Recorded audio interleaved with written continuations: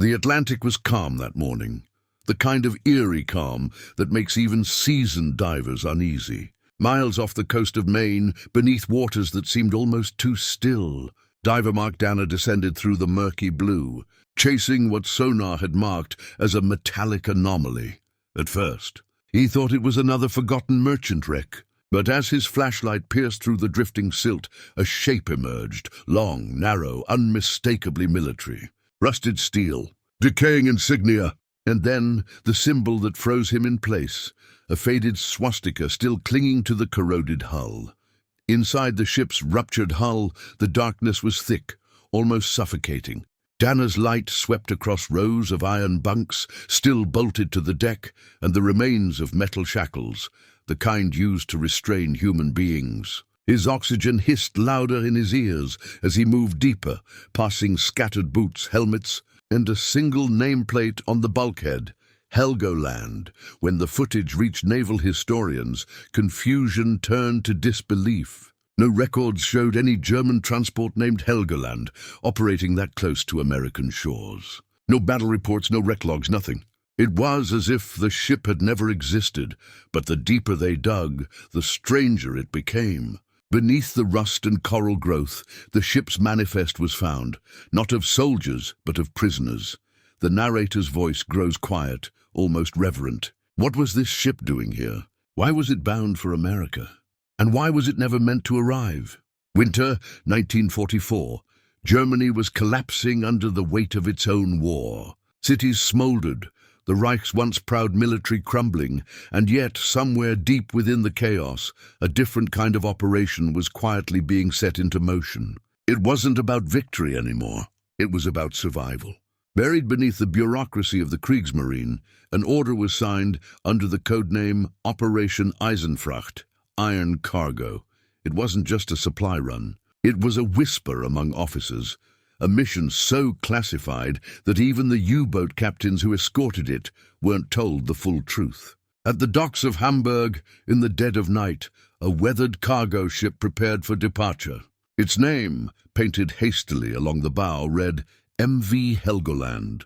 To any Allied patrol, it looked like a merchant freighter delivering steel to occupied France. But beneath its deck plates, the truth was far darker. As frost clung to the harbour cranes, uniformed officers supervised the loading of sealed crates, each one marked with codes that no dockworker recognized.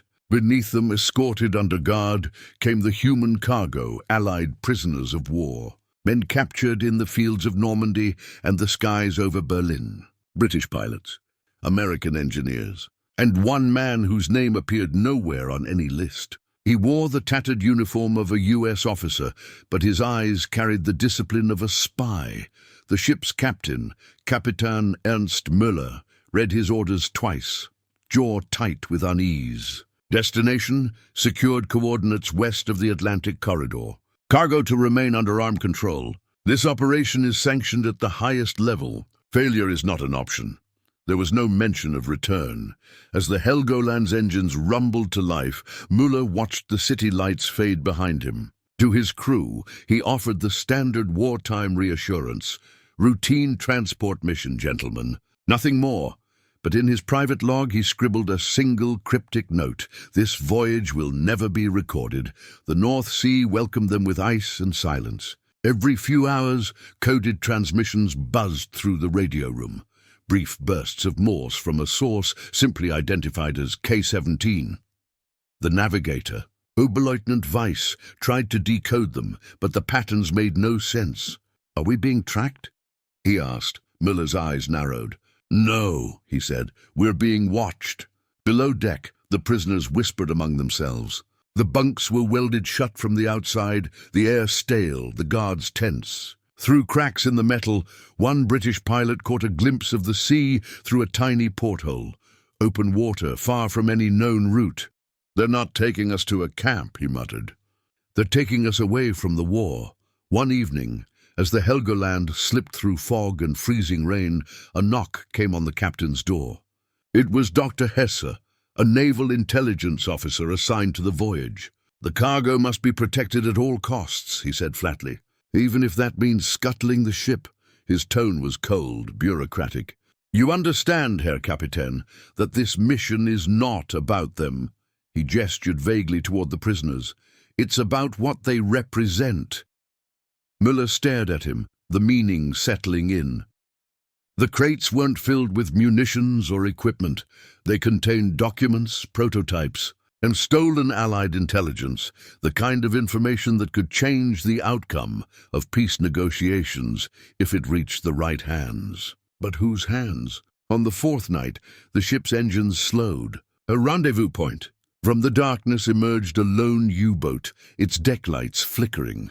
They weren't there to escort. The submarine delivered something. Two men, wearing civilian coats and speaking fluent English. They were brought aboard without question, their papers stamped with the black seal of the Reich Ministry of Armaments. "New passengers," Müller noted in his log. "Destination not specified." As dawn broke, the fog cleared just long enough to reveal the open Atlantic, a stretch of water where no German vessel should have been. The crew avoided each other's eyes. Every compass reading seemed slightly off, as though the ocean itself didn't want them there. In the galley, sailors whispered of curses, of ghost ships swallowed by the Atlantic. But the first officer dismissed them. "We're part of something greater," he said. "A mission that will end this war." And yet, as the days dragged on, even he began to feel it, the dread that comes from following orders without knowing their end. By the end of that week, the Helgoland had vanished from every radio network, her signal intentionally masked. The last transmission received in Hamburg was brief and unsettling. "Cargo secure. Proceeding to exchange route. God forgive us." No one in Germany ever heard from the Helgoland again, and somewhere beyond the reach of Allied radar, beneath the endless Atlantic sky, the captain stared westward toward coordinates he did not understand. Coordinates that pointed not to Europe, not to neutral waters, but to America. The waves crashed against the hull as Müller closed his journal for the final time. "They told us this voyage would be our redemption," he whispered. But redemption doesn't hide in the dark. The Helgoland pushed forward into the storm, her engines groaning like a dying beast. The crew didn't yet know that their mission, this secret convoy, was not meant to succeed. It was meant to disappear. The air below deck was thick, metallic, stale, suffocating. The faint hum of the ship's engines vibrated through the walls, the only sign that the Helgoland still moved forward. In the dim light of a single flickering bulb, rows of prisoners huddled on rusted bunks, wrapped in torn uniforms that still carried the dirt and blood of battle. Their faces were gaunt, eyes hollow from exhaustion and fear.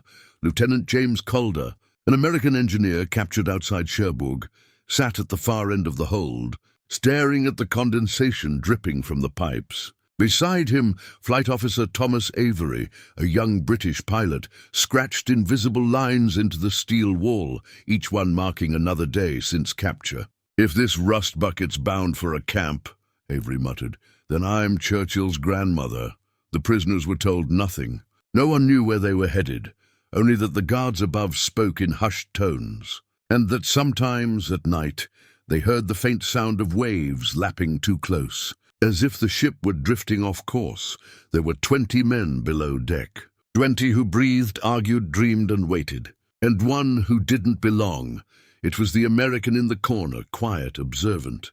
He never gave his full name, only that he'd been OSS Field Reconnaissance.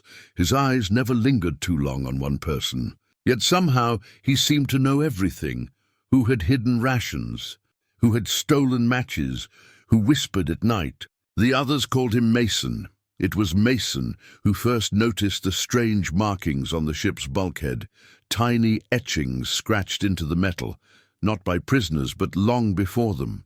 "Coordinates," he whispered, tracing the faded numbers. "Not European. These are Atlantic points. Open water." "Atlantic," Avery said, incredulous. "Why the bloody hell would the Krauts be taking us west?" Mason didn't answer. Instead, he slipped a folded scrap of paper into Calder's hand. Written on it in code were the words, "They think we're prisoners. We're cargo." That night, as the engines groaned and the ship creaked against the waves, the guards descended the ladder. 2 of them, Hard-faced men in black overcoats dragged out one of the prisoners, a French radio operator named Duval. He screamed in broken German as they hauled him up, his voice fading into the echoing corridors. The other prisoners fell silent, listening to the distant thud of boots. Then, nothing. Only the ship's moaning timbers filled the void. Hours later, the guards returned, their boots wet with seawater. Duval did not. From then on, the men spoke only in whispers. Fear spread like oil on water. The next morning, Mason gathered a small group near the vent shaft. "Listen carefully," he said. "They're not taking us to Germany. They're taking us through something. Every 6 hours, the engines change pitch. They're dodging patrol routes, heading toward Allied waters." Calder frowned. "How would you know that?" "I've heard the code taps from the radio room," Mason replied. "They're using encrypted coordinates tied to a classified route, one the U.S. Navy uses for supply convoys. But here's the thing," he paused, his voice lowering. "They're not avoiding the Americans. They're going to meet them." A murmur swept through the group. "Meet them? You mean surrender?" Mason shook his head. "No exchange." Before anyone could question further, a sound cut through the metal hull, faint, rhythmic. At first it seemed like the groan of the ocean, but then it grew clearer. 3 slow knocks, followed by 2 sharp ones. Morse code. Calder recognized it instantly. Someone sending a signal. The men froze. The guards above hadn't noticed. Mason pressed his ear to the wall, translating quietly, Hold, position compromised." "Compromised by who?" Avery whispered. The knock stopped abruptly, replaced by another noise, low, mournful, coming from the hull itself. A groaning so deep it vibrated through their bones. It wasn't machinery. It was something else, like the sea itself was calling out. Suddenly, the lights flickered and the ship lurched violently. A metal tray crashed to the floor. The prisoners gripped their bunks as water dripped from overhead pipes. From above came muffled shouts in German, panic. When the chaos subsided, Mason climbed up the ladder toward the hatch, stopping just below the iron lock. Through the small crack in the metal, he saw 2 officers arguing near the radio. "They're changing course," he said when he came down. Something spooked them. By the next day, food rations were halved. The guards seemed jittery, avoiding eye contact. At one point, Calder noticed one of them secretly crossing himself before entering the hold, a German soldier praying in fear. In the following days, rumors spread like wildfire. One prisoner swore he saw an officer whispering to himself in English. Another claimed that a crate marked medical supplies had been moved into the prisoner's compartment and locked. The tension thickened. No one trusted anyone, not even their fellow captives. One night, Calder awoke to find Mason gone. Panic surged. He searched the dim rows of bunks until he spotted movement in the shadows near the cargo hold. Mason was there, prying open one of the crates. Inside, under layers of tarpaulin, were sealed canisters labeled Austauschdokumente, exchange documents. Mason stared at them in disbelief. "They're prisoner files," he murmured. "Allied personnel lists, names, ranks, clearances. They're not sending us home. They're trading us." Suddenly, footsteps echoed from above. Mason shoved the crate closed and slipped back toward the sleeping quarters. The hatch creaked open, and a beam of light sliced through the darkness. A German officer descended, Dr. Hesse, the same intelligence officer who had spoken to Müller. He scanned the prisoners slowly, eyes sharp and deliberate. "One of you," he said in heavily accented English, "is not who he claims to be." No one spoke. The silence was electric. Hesse walked between the bunks, boots clanging. "You will reveal him soon enough," he said coldly. "If not, the sea will." He turned and climbed back up, locking the hatch behind him. That night, as the Helgoland rolled under the black Atlantic sky, the men didn't sleep. The rhythmic thrum of the engines was broken by faint, hollow knocking sounds, too steady to be random. Some swore it came from outside the hull, as if something down there was trying to get in. Calder stared into the dark, his voice barely a whisper. "If they're taking us to America, then who are we being traded for?" Mason didn't answer. He sat motionless, eyes fixed on the dripping ceiling, lips moving silently as if repeating a prayer. Then finally, he said something none of them wanted to hear. "We're not going to make it that far." The ship groaned again, a deep, unnatural sound that seemed to come from beneath the waves themselves. And somewhere outside, in the cold Atlantic night, something began to knock back. The first warning came as a low rumble across the horizon. Not thunder, not yet. Just a distant growl carried on the wind, like the sea whispering its intent. By dusk, the Helgoland had entered the edge of a storm front stretching hundreds of miles. The air was heavy, the color of lead, and the ocean churned with a strange, restless motion. Captain Ernst Müller stood on the bridge, coat slick with rain, his fingers gripping the railing as lightning flashed in the distance. Below deck, the prisoners could already feel it, the tremor in the hull, the metallic groan of stress against pressure. The lights flickered, dimming to a faint orange glow. Calder wiped condensation from the metal above his bunk and muttered, "This ship wasn't built for weather like this." Mason looked up from the shadows. "No," he said quietly, "it wasn't built for this journey." By nightfall, the storm had fully arrived. Rain lashed the decks with relentless fury, and the wind screamed through the rigging like a living thing. On the bridge, visibility dropped to near zero. Miller barked orders above the roar, "Secure the cargo! Double the watch!" The first officer scrambled to obey, his voice cracking over the storm's howling reply. Then came the first jolt, a deep metallic shudder that rolled through the hull, knocking crewmen off their feet. Somewhere in the engine room, a wrench clattered, followed by the hiss of ruptured steam lines. The power faltered. The ship's heartbeat, the low hum of its diesel engines, stuttered, then died completely. The Helgoland went dark. "Engines offline," came the shout from below.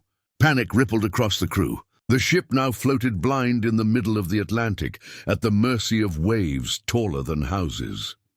The captain slammed his logbook shut, turned to the radio operator. "Get me a signal, anything. Distress, convoy contact, I don't care." The operator nodded, his hands shaking as he tuned the static-filled receiver. Lightning flared again, painting the deck in brief, blinding white. And then, through the storm's static, came a voice. It was calm. "American, Helgoland, this is escort vessel Anderson. You are not alone. Maintain current heading. Repeat, maintain heading. We have you on radar." The bridge fell silent. The operator turned, eyes wide. "Herr Kapitän, it's in English." Müller's face tightened. "The Allies? Impossible. No one knows we're here." But the voice came again, clear and steady. "Helgoland, your coordinates are correct. Stay your course. Help is on the way." The first officer crossed himself. "An American escort out here? They couldn't have known." Müller's instincts screamed at him. He grabbed the mic, answering in broken English. "This is German vessel Helgoland. Identify yourself." Static, then faint laughter. Not mocking, distorted. The transmission warped, bending like metal under heat. "Stay your course. Stay your course." The same words, looping, softer each time, until only static remained. Müller stared at the receiver. "It's a recording," he said quietly. Something is playing us." Another bolt of lightning cracked across the sky, illuminating the endless waves. For an instant, Müller thought he saw a shadow, the silhouette of another ship, black and massive, drifting just beyond visibility. But when the next flash came, it was gone. Below deck, the prisoners clung to anything bolted down. Water seeped through the seams in the hull. The ship pitched violently, sending one man tumbling from his bunk. "It's not just the storm," Mason shouted over the noise. "Something's wrong with the compass." Calder scrambled toward the hatch. "We're off course. They've lost control up there."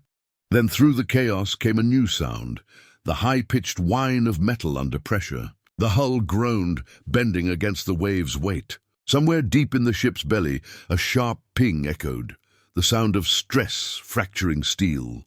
On the bridge, the navigator wiped rain from his face and glanced at the compass. The needle spun wildly, refusing to settle. "Magnetic interference!" he cried. "From what?" the captain demanded. "Not the storm. Something else. Metal, maybe. A field."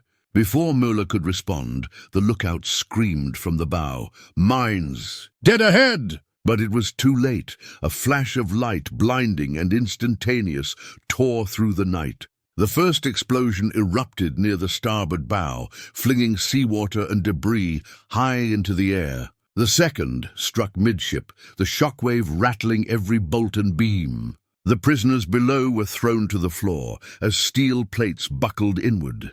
A deafening roar filled the hold. Müller was thrown against the bulkhead, blood streaking his temple. "Damage control!" he yelled, though the words were swallowed by thunder and flame. The first officer pulled himself to the helm, shouting, "We've hit a minefield!" Drifting mines, American ones. The radio crackled again, faint, mocking, that same voice repeating, "Stay your course, stay your course." Before fading into static, in the hold, Mason grabbed Calder by the collar. "We have to move. The hull's breached." Water poured through a gash in the wall, rising fast. Prisoners fought over the ladder as the guards tried to push them back with rifles. "We'll all drown down here," Avery shouted, desperation cracking his voice. Above, the captain scribbled furiously in his logbook, his handwriting erratic and slanted from the ship's tilt. Engines failed. Radio compromised. Contact made with unknown source. Mines confirmed. "We were never meant to reach America." He looked out through the shattered bridge windows. The ocean was alive with light, fire on water, the glow of burning oil spreading in all directions. The Helgoland's stern lifted as the bow sank deeper, the ship's great frame breaking against the pull of the sea. Crewmen screamed, some thrown overboard, others crushed by collapsing steel. The storm howled, rain mixing with smoke and salt. For one brief moment, lightning illuminated the ocean floor beneath the waves, the scattered outlines of more wrecks, like ghosts waiting to receive their newest companion. Müller dropped his pen, gripping the rail as the bridge tilted downward. Somewhere below he heard gunfire, the guards losing control of the prisoners. Then came a silence so sudden it felt unnatural. The eye of the storm. He looked down at his journal, the ink running in the rain. With a shaking hand, he wrote his final line. "The sea keeps its secrets, and so will we." Then the Helgoland shuddered one last time, a metallic groan that seemed almost human, before vanishing into the black. Boiling Atlantic, swallowed whole by the storm. The next morning, the sea was calm again. Only oil, wreckage, and the faint hum of broken radio static drifted on the waves. And if anyone had been listening closely, they might have heard a whisper beneath that static, faint, rhythmic, impossible. "Stay your course." The war ended, but not all ghosts stayed buried. In the summer of 1946, off the coast of Maine, a U.S. Navy recovery team dredged up fragments of twisted metal from the ocean floor. At first, they assumed it was the wreck of a merchant freighter lost to U-boat attacks. But as the divers descended, they found something far more troubling. Hull plates stamped with German naval codes that shouldn't have existed. Among the debris, a corroded nameplate emerged, faint but legible beneath a layer of algae. Helgoland. When the report reached Washington, it was immediately classified. The recovered fragments, the coordinates, even the divers' names, all sealed under a new label. Confidential, post-war debris identification, enemy vessel lost at sea. No press release, no public record, but not everyone followed orders. One of the divers, Lieutenant Sam Rourke, kept a private journal. In it, he described finding the remnants of human bones, still shackled to a section of the lower deck. Nearby, embedded in coral, he discovered something stranger, a small brass tag bearing a U.S. serial number. American, not German. Rourke turned the tag over to his commanding officer, who confiscated it without explanation. 2 days later, Rourke was reassigned to a different unit. His logbook vanished from the archives. Years later, in 1953, a declassified memo surfaced briefly before being buried again. It was marked Top Secret, Allied. Exchange route. The memo outlined a plan approved. In the final months of the war, a covert operation intended to secretly trade high-ranking Allied prisoners for captured German scientists and intelligence officers. The exchange, it said, would occur off the American coast under the guise of a neutral repatriation. The Helgoland had been the test run. The plan fell apart when the ship disappeared in the storm. Officially, it was listed as a Kriegsmarine supply vessel, presumed lost due to inclement weather. But behind closed doors, intelligence analysts pieced together a darker possibility, that the Helgoland was never meant to survive, that the operation had been compromised from within. One report from the OSS archives contained a single chilling line. The ship's cargo was not lost at sea. It was absorbed. What that meant, no one could agree on. But several post-war intelligence agents hinted that a handful of the POWs on board had made landfall, not as survivors, but as ghosts wearing new names. In 1947, a small group of men arrived at a naval processing station in New York, claiming to be repatriated Allied prisoners rescued from the Atlantic. Their paperwork was flawless, their accents convincing. But when military clerks tried to verify their service numbers, the files came back classified. Within weeks, the men vanished into civilian life, absorbed into defense industries, government posts and scientific research programs. One of them, records later hinted, went by the alias Robert Keane. The deeper investigators dug, the more contradictions surfaced. There were photographs that didn't match. A POW camp record in Europe showing Keane's face months after the Helgoland had supposedly sunk. A naval memo mentioning foreign specialists housed temporarily at a Maine facility. And a coded telegram sent from Berlin in April 1945 that simply read, "Iron cargo dispatched. Exchange confirmed." By the 1950s, most of the files had been redacted beyond recognition. Even the name Helgoland was removed from maritime registries. A Cold War historian later remarked, "It's as if the ship was deliberately erased, not just from records, but from memory." But some evidence refused to stay buried. In 1962, a retired intelligence clerk anonymously mailed a set of microfilm reels to a journalist in Boston. The label read, "For history's sake." On those reels were scanned pages from the lost Helgoland dossier, damage reports, interrogation transcripts, and one blurred photograph of the ship's interior. In it, the outlines of iron bunks could be seen, with U.S. military-issue blankets draped across them. That image alone raised questions no one could safely answer. Was the Helgoland truly a German operation, or a shared one? If it was carrying Allied POWs, who authorized their transport? And if there was an intended exchange with German scientists, how many of those men later resurfaced under the guise of paperclip recruits working for the very country they'd once fought against? The U.S. government offered no statement, only silence. The official stance remained unchanged. No German ship by that name was ever recovered, and no evidence supports claims of an unauthorized prisoner exchange. Yet in 1989, when the National Archives temporarily unsealed post-war intelligence collections, one file surfaced briefly before vanishing again. Its title, Eisenfracht Voyage Terminated. Inside was a single line typed in fading ink. Survivors accounted for under separate identities. Mission classified as successful. No signatures, no seals. Just a quiet confirmation that the Helgoland had indeed completed her mission, not across the sea, but across history, and somewhere along the American coastline. Among the factories and research labs that powered a new era, the war's forgotten passengers walked freely under new names, their past swallowed by the same Atlantic that had claimed their ship. The storm had buried the evidence, but not the truth. And if you listened closely to those who had been there, the divers, the clerks, the soldiers who remembered too much, they all said the same thing. The Helgoland didn't sink. She was buried alive. The letter was never meant to be found. It was folded neatly inside a faded leather journal, discovered in 1998 when a small-town museum in Bar Harbor, Maine, began cataloging donations from a recently deceased local named Robert Keller. The handwriting was old-fashioned, the ink almost bled to brown.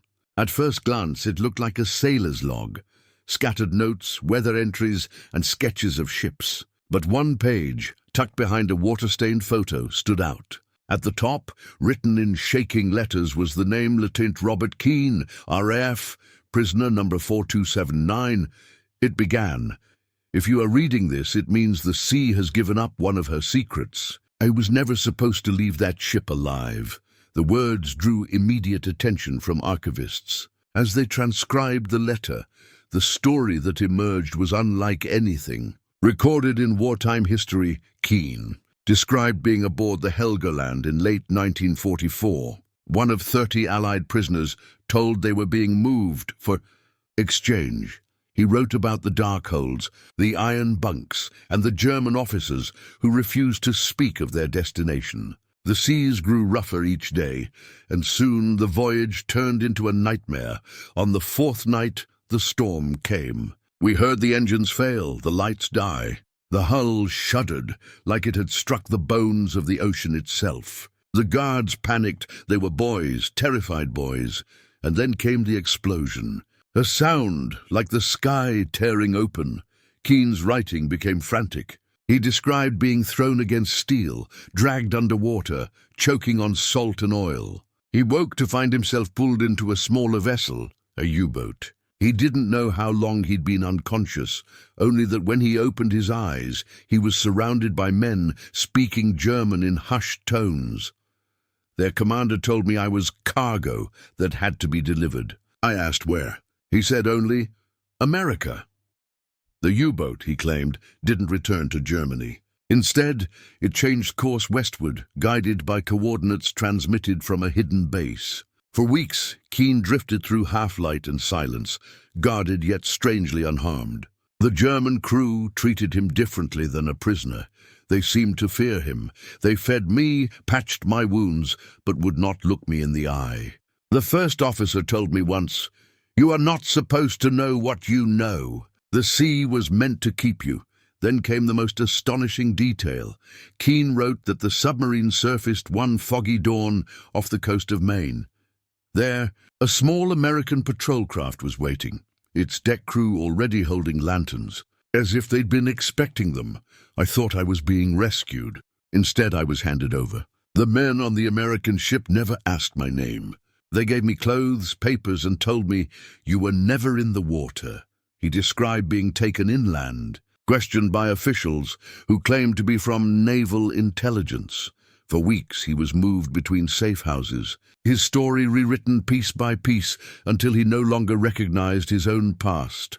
They said the war was ending, that the world needed to rebuild, not reopen old wounds. They called it a trade, but no one said for what. Keane's account hinted that he'd seen other survivors, a few German officers, and at least one American wearing the insignia of a scientist. He overheard words like exchange, continuation, and paperclip. He didn't understand them then. They told me I'd be given a new name, a new life, and that the truth of that voyage must never be told. I signed what they asked. I thought it was for peace. Now I know better. The letter ended abruptly mid-sentence. The final line read, "They say history is written by the victors. But what if the victors chose to bury the pages instead?" The museum archivist who discovered the document cross-referenced Keane's RAF record and found nothing. No official record of a Lieutenant Robert Keane existed in British archives. But one name appeared in U.S. defense employment rolls from the 1950s, Robert Keller, a consultant for the Randolph Research Division, a government-affiliated contractor specializing in propulsion and rocketry. That was the same name on the journal. When the museum reached out to the Department of Defense for clarification, they received a brief statement. No such individual is known to have been involved in classified projects. Yet, Keller's employee photo matched the face of a man once seen in a 1943 Allied squadron photograph labeled Lieutenant Keane, missing in action. Historians began connecting dots that the government refused to acknowledge. Was Keane rescued to protect him, or silenced to protect the operation? His work at Randolph placed him alongside several German émigré scientists who had arrived under Operation Paperclip, men who once served the Reich's engineering corps. The overlap was too precise to ignore. In one internal memo found decades later, Keller's name appeared next to a line item marked Aerial Recovery Research, Joint Personnel Clearance. No explanation followed. When Keller died in 1995, his obituary described him as a quiet man, devoted to marine studies. It made no mention of his wartime past. The only clue was the old journal, found tucked inside a chest at the foot of his bed, sealed with a ribbon, as though he'd meant someone to find it. For years, the letter sat unnoticed in the museum's archives, until a researcher traced its origin back to the coordinates of the wreck discovered off the coast, the same site now confirmed to be the Helgoland. Robert Keane, or Robert Keller, had lived for 50 years with them, secret the ocean couldn't keep, and though his final words warned that the truth must never be told, the world was now beginning to ask, if he was smuggled into America to disappear, how many others came with him, and how many of them never stopped working? The ocean was calm that morning, unnervingly calm, as the diver descended once more into the blue silence off the coast of Maine. The wreck lay half-buried beneath decades of shifting sand, its corroded hull now a dark silhouette against the seabed. This was the Helgoland, the ship that had haunted military historians and truth-seekers alike for generations. The U.S. Navy had recently declared it an official German maritime grave, sealing it off from private exploration. But before the restriction took effect, a final dive was authorized to document, to preserve, and perhaps to finally understand. As the diver's light swept across the skeletal remains of the vessel, he saw fragments that seemed to whisper of both worlds. German-issue helmets stacked beside American canteens, rusted handcuffs tangled with seaweed, a single brass insignia bearing an eagle, half erased by corrosion. It was as if two histories had collided here, enemies locked in a final embrace beneath the Atlantic. Inside the wreck's command cabin, buried beneath silt, something caught his eye. A small, rusted tin box wedged between broken beams. He pried it loose carefully and opened it. Inside was a soaked, nearly disintegrated captain's logbook. Its ink bled away by the decades. Only fragments remained legible, course altered, orders unclear. Radio signal received, American voice, exchange confirmed. God forgive us. Each line deepened the mystery rather than solving it. Later, as the diver resurfaced and handed the relics over to the research vessel, he looked back toward the horizon, the same stretch of water that had once swallowed a ship, its men and its secrets. In that moment, he understood what the historians could not. The Helgoland was never truly lost. It had been hidden, a secret meant to bridge two enemies before one war ended and another began. For months afterward, analysts pored over the recovered materials. Metallurgical scans confirmed the hull plating matched German naval design from 1944, but traces of American manufacturing steel were found in the support braces, an impossibility unless both nations had shared parts during wartime. A piece of paper, sealed inside the tin box, contained a U.S. military requisition stamp dated March 1945, months before Germany's surrender. It was the missing puzzle piece, evidence that the ship was not just German. It was part of something larger, a covert, pre-Cold War arrangement where science, power, and desperation blurred every moral boundary. When the findings went public, the headlines lasted only a few days before the story was quietly overshadowed by newer crises. But among those who studied the case, one realization remained. The Helgoland had been the first trade in a silent war that would reshape the world. The diver, standing on the deck at sunset, watched as the ocean turned red and gold. The waves seemed to breathe with memory, whispering in the wind. He thought of the men who had died below, the German sailors, the Allied prisoners, and perhaps those who had survived under borrowed names. He imagined their ghosts drifting through the dark corridors of the ship, still waiting for the world to acknowledge their final voyage.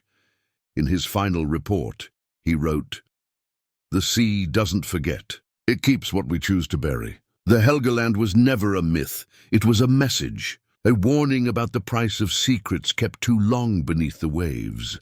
As the sun dipped below the horizon, the wreck lay once more in silence, a rusted monument to a truth that refused to drown. History, after all, buries its ghosts deep.